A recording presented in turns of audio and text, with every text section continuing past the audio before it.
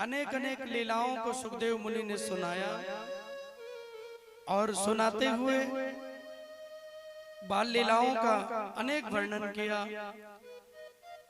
अनेक राक्षसों का भगवान ने वध किया। इंद्र को अभिमान हुआ तो इंद्र के अभिमान को भगवान ने दूर किया। गिरिराज जी की पूजा कराते हुए भगवान ने इंद्र के अभिमान को दूर किया। इंद्र को लगा कि मैं भगवान हूं।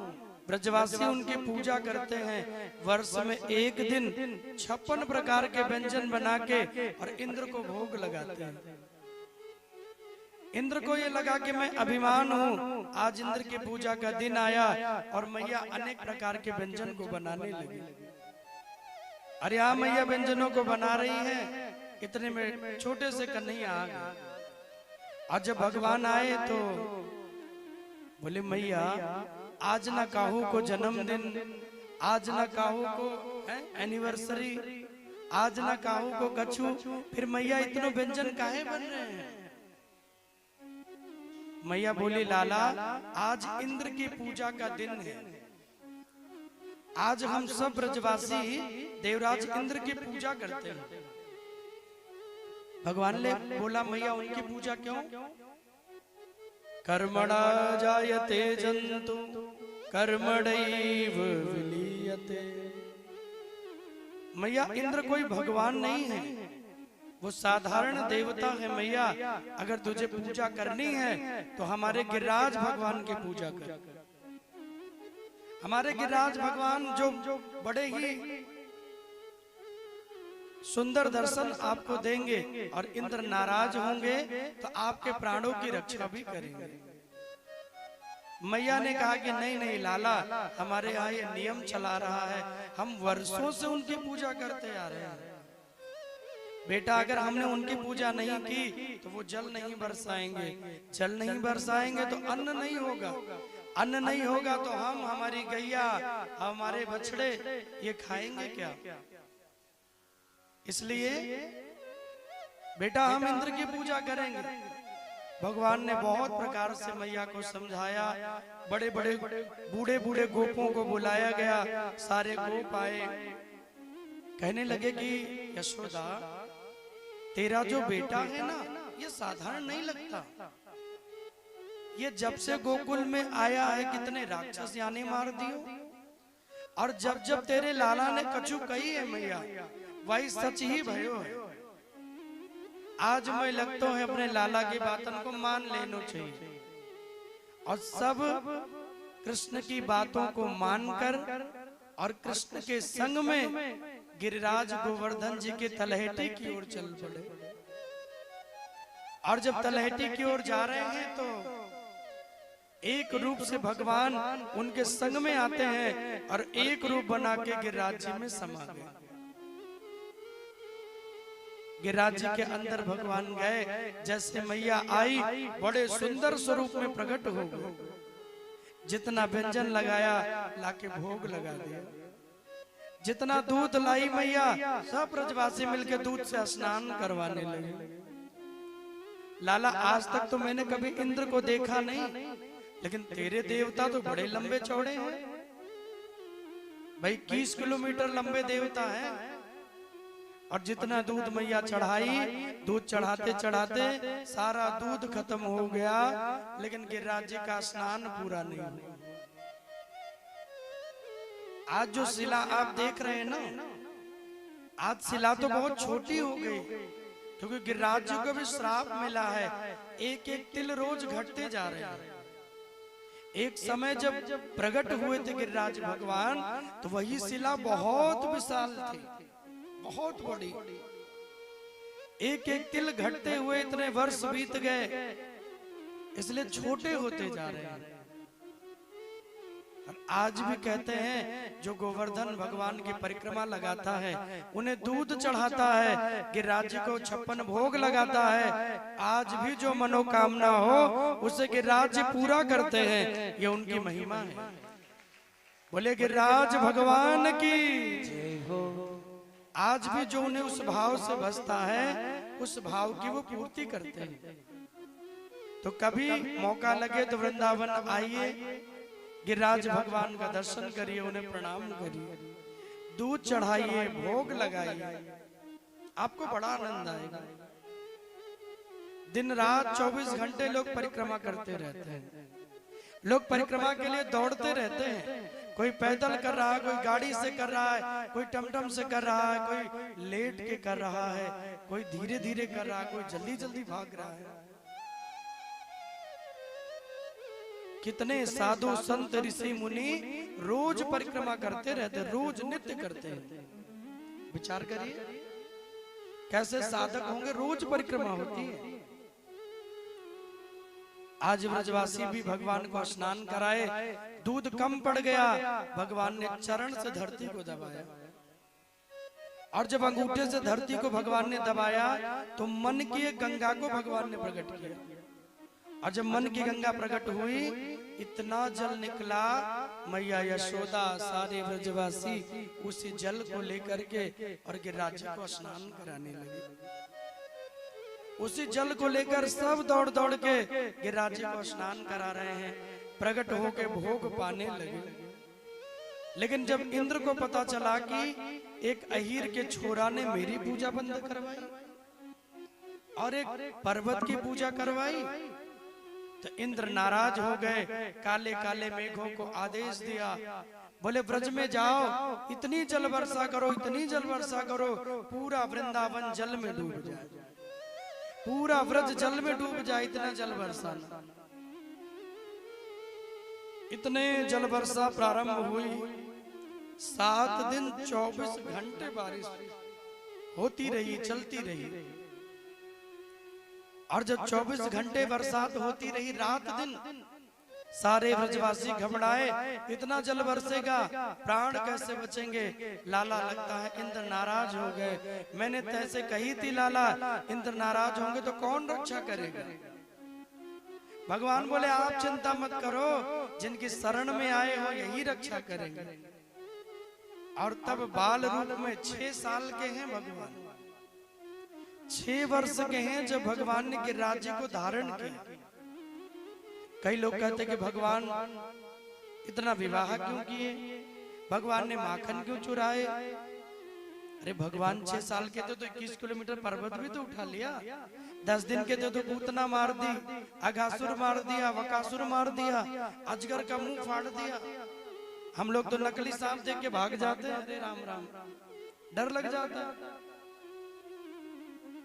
उनकी महिमा है, ईश्वर कृष्णात् परम किमपि तत्त्वम् अहम् न जाने। उनके लीला को तो भैया बड़े बड़े ब्रह्मा आदि देवता नहीं जान पाते, तो हम और आप क्या जाने। उनकी जो भी वो करते हैं उनकी लीला होती है बनी। आज हुआ क्या, खेल खेल में जैसे कोई बालक कोई बड़ी वस्तु को उठा लेना, ऐसे भगवान आए, सब ब्रजवासियों का कहा आओ इसी पर्वत के नीचे खड़े हो जाओ। और 6 साल के भगवान ने अपनी सबसे छोटी उंगली पर और इतने बड़े पर्वत को उठा करके और भगवान खड़े हो गए। बोले गिरिराज धरण भगवान की जय हो, बोलिए गोवर्धन भगवान की जय हो। इतने बड़े पर्वत को उठा के भगवान खड़े हो गए और सबसे कहा भैया इसी के नीचे आ जाओ। छोटा हो बड़ा हो, भगवान ने सबका मान बढ़ाया है। इस उंगली को क्या कहते हैं हिंदी में बताओ? कनंगुल। ये तो नया नाम सुन लिया मैंने। और में ऐसे ही बोलते होंगे क्या? वैसे लोग कहते कानी उंगली है ना, लोग कहते भाई कानी उंगली। अब बेचारी कानी कहीं से नहीं है, नाम पड़ गया कानी। भगवान को लगा भाई छोटों का मान कौन बढ़ाएगा, इसका काम कहीं लगता नहीं। इस अंगूठे का नाम लग जाता है ना, इस अंगूठे का नाम काम लगता है। रजिस्ट्री हो तो बिना अंगूठे के नहीं हो, सिम निकले तो इसके बिना नहीं हो, है ना। तर्जनी का भी काम लग जाता है, मध्यमा का भी काम लगता है अंगूठी पहनाने के, है ना। अनामिका का भी काम लगता है। ये कानी के बगल में जो है पवित्री पहनते हैं इसमें। ये जो है कनिष्ठिका, अंगुष्ठाभ्याम, तर्जनी, मध्यमा, अनामिका, कनिष्ठिका। संस्कृत में, हिंदी में कानी कहते हैं, अनामिका के बगल वाली। तो इन चारों का तो काम हो गया भाई। ये अंगूठा हो गया, तर्जनी हो गई, ये मध्यमा, ये अनामिका है, सबसे छोटी हो गई। तो भगवान ने इसके मान को भी बढ़ाया। एक बार इन पांचों उंगलियों में झगड़ा हो गया। अंगूठा कहे मैं बड़ा, ये कहे मैं बड़ा, ये कहे मैं बड़ा, पांचों लड़ने लगे। एक संत जी आए, बोले क्यों लड़ रहे हो? बोले हम पांचों लड़ रहे हैं कि हम में बड़ा कौन है। बोले हम बताएंगे कौन बड़ा है। बोले बताओ। बोले अपना अपना काम बताओ। अंगूठे ने कहा भाई मेरे बिना कोई जमीन का क्रय विक्रय नहीं होगा, मेरे बिना मोबाइल में सिम कार्ड नहीं लगेगा, मेरे बिना कोई चेक नहीं होगा साइन, तो मेरा बड़ा काम है। कुछ मकान खरीदना, दुकान खरीदना, जमीन खरीदना, तो मेरा काम लगेगा। बोले हाँ ये काम तो है। दूसरी वाले का बोले तुम बताओ। इसने कहा कि मेरा बड़ा काम है, किसी को बुलाना होगा तो इधर आओ, किसी को कहते जाओ तुम बाहर जाओ। इससे तो नहीं कहते ना कि यहाँ आओ, इसी से बुलाते ना इधर आओ तुम जाओ। आप लोग जब पढ़े होंगे पहली दूसरी में, तो गुरुजी बुलाते तुम खड़े हो जाओ, तुम यहाँ आओ। तो इसने कहा भाई अंदर बाहर बुलाना और भेजना मेरा काम है, मैं न रहूं तो कैसे काम हो? बोला हाँ सही है। बीच वाली ने कहा भाई देखो पांचों में मैं तो वैसे ही सबसे लंबी हूँ, मैं तो बड़ी हूँ लंबाई में, तो भाई मैं बड़ी हो गई। इसने कहा कि देखो मैं भी पूजा पाठ में मेरा प्रयोग होता है। अनामिका बोली मेरे में भाई जो है पवित्री डालते हैं पंडित जी, और इसी से भगवान को तिलक लगाते हैं, इसी से सिंदूर चढ़ाते हैं, तो मैं ना रहूं तो पूजा पाठ कैसे हो? चारों बता दिए। ये कानी देवी चुपचाप बैठी है। बोले भाई तुम बताओ। बोले महाराज हमारा काम बहुत बड़ा है। बहुत बड़ा? बोले हाँ कितना बड़ा? बोले जब कोई भगवान के मंदिर में जाता है तो हाथ जोड़ के खड़ा होता है। कैसे हाथ जोड़ता है बताओ? हाथ जोड़िए एक बार। ऐसे हाथ जोड़ता है तो जब भगवान की नजरें पड़ती है तो सबसे आगे कौन होता है? दोनों छोटी उंगली होती है। तो जो भगवान की पूजा में, सेवा में, भाव में सबसे आगे खड़ी रहे उसको भगवान श्रेष्ठ मानते हैं। इसीलिए इस छोटी उंगली पर गिरिराज भगवान ने धारण किया। भाई छोटों का मान कौन बढ़ाएगा? तो जो भगवान की सेवा में आगे भले वो छोटा है, फिर भी भगवान की नजरों में वो बड़ा। अब राधे राधे बोलना पड़ेगा, और जोर से बोलना पड़ेगा, और जोर से बोलना पड़ेगा। भगवान की नजरों में जो बड़ा है भले वो छोटा हो फिर भी वो बड़ा हो जाता है। आप दुनिया की नजरों में बड़ा मत बनो माय डियर, आप प्रभु के नजरों में बड़ा बनो। जिस दिन भगवान ने आपको बड़ा मान लिया, दुनिया में बड़े बनने की जरूरत नहीं पड़ेगी। The rules are made by society can be changed, my dear. The rules are society can be changed. समाज के द्वारा बनाए हुए नियम बदले जा सकते हैं, but the rules are made by God that's never change. जो भगवान बना देते हैं वो कभी बदला नहीं जाता है। और कर्म में जो लिखा है उतना ही मिलेगा, न ज्यादा न कम। और सब काम करने के लिए भगवान ने किसी न किसी को चुन रखा है। कथा करना था तो भगवान ने हमें सिलेक्ट कर लिया, गाना था बजाना था आर्गन हारमोनियम तो भैया को कर लिया, तबला ढोलक के मधुर ध्वनि सुनानी थी श्याम भैया को कर लिया, हमारे तिवारी जी को। पैड पे बढ़िया सेवा करनी थी तो हमारे ललित भैया को ले लिया। इन आचार्यों के द्वारा बाड़ी से सेवा होनी थी तो ये सब उस सेवा में लग गए। हमारे शुक्ला जी के द्वारा इतने इतने मानवता के सेवा के काम करने थे, वो बेड़ा भगवान ने इनको दे दिया। वैसे ही हर काम के लिए भगवान किसी का चुनाव करते हैं और चुनते उसी को हैं जो वो उस काम को सही से कर ले। आप कहोगे हमें क्यों नहीं चुना? तो हम लोग शायद वो काम अच्छे से न कर पाते। हमें जो ड्यूटी मिली है आप वो काम करिए। हमें ये मिली तो मैं पूरी ईमानदारी से अपनी बाणी से आपका जितना अच्छा हो सके उतना मैं सुनाऊं। सुनाने के लिए तो मेरे पास बहुत चीजें हैं, कहानियां हैं, चुटकुले हैं, बहुत सारी चीजें हैं। उससे आपका भला नहीं होगा। भला होगा आप जब भगवान की चर्चा सुनेंगे, उनकी भक्ति सुनेंगे, जीवन में बदलाव लाएंगे। हरि के भक्तों ने भगवान से कुछ नहीं मांगा तो आप भी उनकी भक्ति मांगेंगे। एक व्यक्ति भी भगवान की कथा से सुधर जाता है तो कथा करने वाले का जीवन बन जाता है। एक व्यक्ति भी सुधर गया, मैं हजारों की बात नहीं कर रहा, मैं एक की बात कर रहा हूं।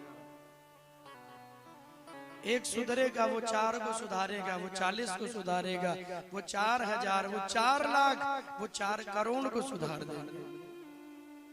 आपको और हमें अपना बदलाव करना है, किसी के विषय में और नहीं सोचना है। अपना बदलाव, समय बदला तो चीजें बदल गई।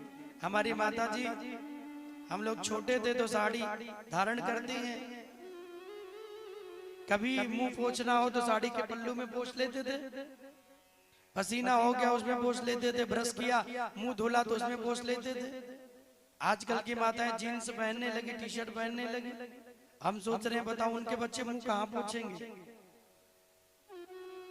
बेचारे वो तो भीगे ही मुंह रह जाएंगे। एक घर में हम गए, एक लुगाई देवी जी आई, जीन्स में टी शर्ट में बढ़िया, सिंदूर लगा था तो लगा चलो ब्याह हो गया थोड़ा सा। तो उनके बगल में एक लोग आए खड़े हुए, मैं सोचा कौन है, हमके ये भाई साहब कौन है, बोले ये हमारे चिंटू जी हैं। तो चिंटू जी कौन, बोले ये हमारे पति हैं। कहे राम राम, बताओ बेटा बड़ा बड़ा हो गया, पति बगल में है, फिर भी देखो हर चीज का एक सही टाइम होता है बंधु। आप अगर सही टाइम पे हर चीज करेंगे वो अच्छी लगेगी। अब बुढ़ापे में जींस पहन के घूमेंगे तो क्या होगा, लोग हंसेंगे आप, है ना। एक समय से वो चीज पहनेंगे तो अच्छा है। बुढ़ापे का जो वस्त्र है वृद्धावस्था का वो पहनिए।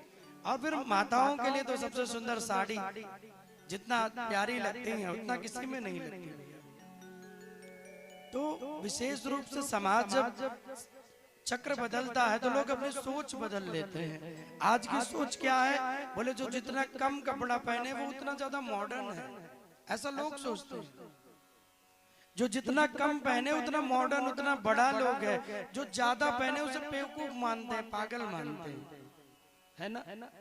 मूवी देखकर, सीरियल देखकर लोग वैसे ही फॉलो करने लगते हैं, अपने आप को भी वैसे ही कम कपड़े पहन के घूम रहे हैं।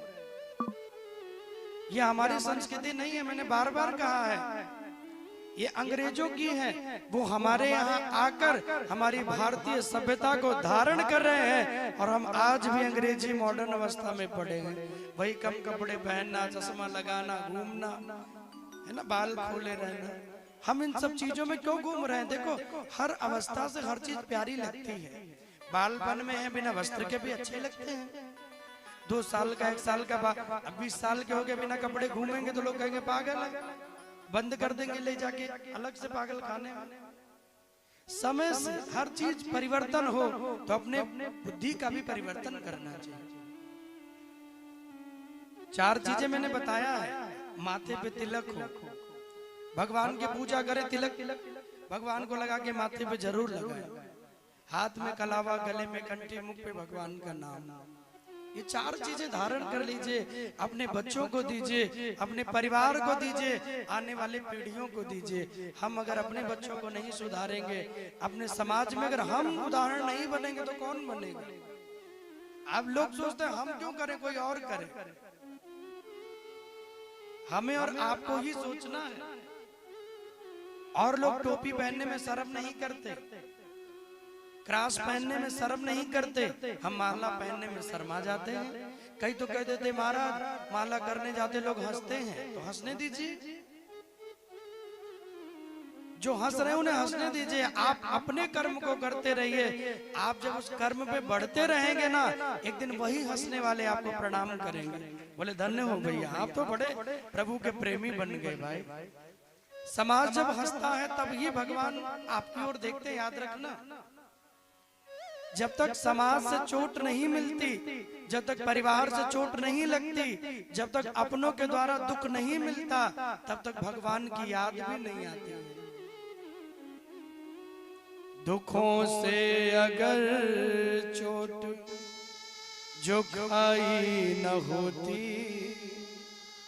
तो हरगिज तेरी याद आई न होती। कृपा की न होती जो आदत तुम्हारी, तो किस दिल में होती इबादत तुम्हारी। गरीबों के दिल में जगह तुम न पाते, तो किस दिल में होती इबादत तुम्हारी। तो किस दिल में होती इबादत तुम्हारी। आप प्रभु से प्रेम करिए। दुनिया को चाहे जितना प्रेम देंगे, एक दिन रूठ जाना है।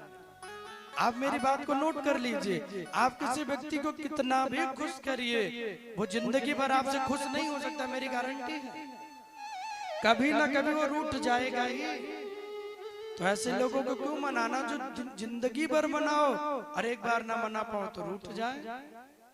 यदि मनाना है तो गोविंद को मनाओ, यदि मनाना है तो अपने आराध्य को, अपने ईश्वर को मनाओ। आप लाखों गलतियां कर दोगे, फिर भी शरण में चले जाओगे, प्रभु मैं आपका हूँ, भगवान का आओ, वेलकम माय डियर, स्वागत है तुम्हारा। फिर भी वो आपका त्याग नहीं करेंगे। आपका परिवार आपका त्याग कर सकता है, लेकिन प्रभु नहीं। बस नियम बनाइए, एक संकल्प लीजिए और एक रिश्ता बना लीजिए। रक्षाबंधन का त्योहार आता है। कितनी बहनें आज भी, कितनी लड़कियां देश दुनिया के हर कोने से बिहारी जी को दर्शन के लिए आती हैं। लाखों बहनें आज भी जिनको भाई नहीं है, वो अपना भाई प्रभु को मानकर बिहारी जी को रक्षाबंधन मान के जाते हैं। कितनों को पिता नहीं है, वो अपना पिता मानते हैं। कितनों को प्रियतम भगवान बन गए, प्रेमी बन गए। कितनों ने गुरु मान लिया, कितनों ने भगवान मान लिया। और जिसने जिस रूप में माना गोविंद को, वो उसी रूप में बन गए। आप भी जिस रूप में उन्हें मान लोगे, वो उसी रूप में बन जाएंगे। बस संबंध बना लीजिए। आज के जैसे नहीं कि आज समय रहा तो पूजा कर ली, कथा सुन लिया, कल फिर उसी दुनिया में। नियम बनाइए, रोज करना है। 5 मिनट का ही समय निकालिए, लेकिन वो रोज दीजिए भगवान। अपने लिए, अपने परिवार के लिए, अपने बच्चों के लिए, वो छोड़ना नहीं है, उसमें लगे रहिए। आप पूजा पाठ करेंगे, भगवान को भोग लगाएंगे, मंदिर जाएंगे, तो आपके बच्चों को बताना नहीं पड़ेगा, वो अपने आप। मिश्रा जी हमारे आए हैं, रिंकू भैया, देखिए अपने सारे बाल गोपाल को ले आए। आपकी धर्म पत्नी जी आई है, सारे लोग आए हैं, पूरा परिवार कानपुर से चल के कथा सुनने। बताओ, तालियां एक बार इनके लिए हो जाए। बहुत दूर से चल के देखिए, यहाँ यहीं आसपास से लोग नहीं आ पाते। और परसों भी आए थे अकेले, कथा सुनी। आज ही इनका फोन आया, अपने सब परिवार आएंगे। अपनी ड्यूटी को ऑफ करके आए हैं, किसके लिए? प्रभु के लिए। यही प्रेम होना चाहिए। काम तो रोज करना है, चीजें तो रोज होंगी। कल कथा पूरी होगी तो फिर पता नहीं कब ये भाग्य लगे, कब भाग्य जगे, कब मिले। काम तो कल परसों नरसों हर दिन करना ही है।